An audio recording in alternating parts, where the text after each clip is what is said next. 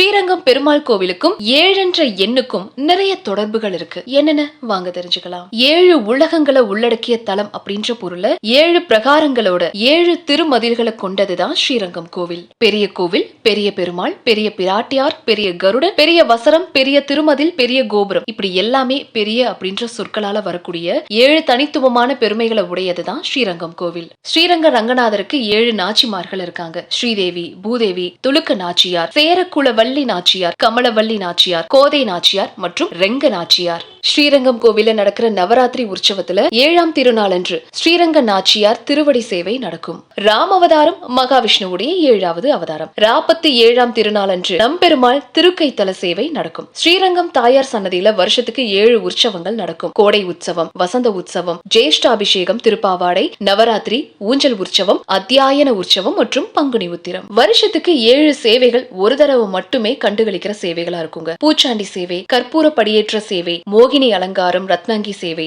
வெள்ளி கருடன் மற்றும் குதிரை வாகனம், உறையூர் ஸ்ரீரங்கம் மற்றும் ராமநவமி சேர்த்தி சேவை, தாயார் திருவடி சேவை மற்றும் ஜாலி சாலி அலங்காரம், இப்படி மொத்தம் 16 விஷயங்கள் சொல்லப்படுதுங்க.